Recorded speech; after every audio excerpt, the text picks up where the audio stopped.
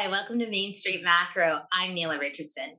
Many people love the changing of the seasons, whether it's a snowy winter or a summer day at the beach. Most people have a preference and they know what to expect. Well, economic data is a lot like this. There's seasonal adjustments that happen regularly every year. And with all the change in the air these days, we thought we'd take a look at the key pieces of seasonal adjustment for economic data. In fact, those pieces include the data itself, the effect of the pandemic on regular patterns, and finally, the future of economic measurement after the pandemic. Let's start with the data. First, how is data affected by seasonality?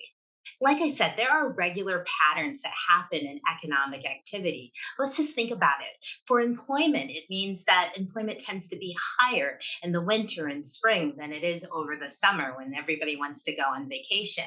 Or holidays have a major effect on economic activity. In fact, 20% of retail spending and sales happen in those days between Thanksgiving and Christmas, right in time for the holiday gift giving season. Or if you look at inflation indicators, the prices of goods and services tend to vary in predictable ways over the course of the year. For example, I'm a big blueberry fan, and it's much cheaper to buy blueberries in season than it is out of it.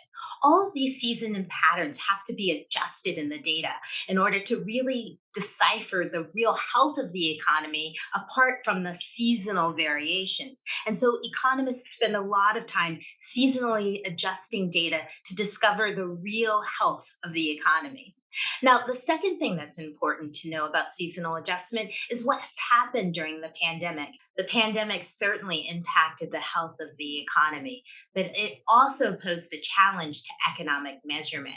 These large swings in economic activity really distorted traditional seasonal patterns and made seasonal adjustment really hard to pinpoint. Let's think about it. In the second quarter of 2020, the economy nosedived. And then the very next quarter, we saw a leap in economic growth. We also saw in a single month the jobs market lose 20 million jobs. And since that time, there's been a jobs recovery that has been marked by huge gains and some setbacks. And then finally, when it comes to inflation, we saw that the pandemic was at first deflationary, driving inflation down to 1%. And now the effects have been inflationary, with inflation now topping over 7%. And so, capturing these distortions in seasonal patterns and adjusting for them is really challenging for economists to do. And statistical agencies have had to make judgment calls based on decades of measuring the economy after major recessions and extreme economic events. Three, what will the pandemic mean for economic measurement in the future? Unfortunately, the effects on the pandemic on the economy and seasonal adjustment are not temporary. They're like a ripple effect, and this ripple could happen for years in the future. So, how do you really decipher the signal, the real truth of the economic data from the seasonal noise? Well, the first thing to do is to not just look at a single data point or a single month. Just like seasons, economic change doesn't always line up to a date on a calendar. In fact, looking at data over a period of weeks or months can really help set the direction and help illuminate the truth and the real health of the economy.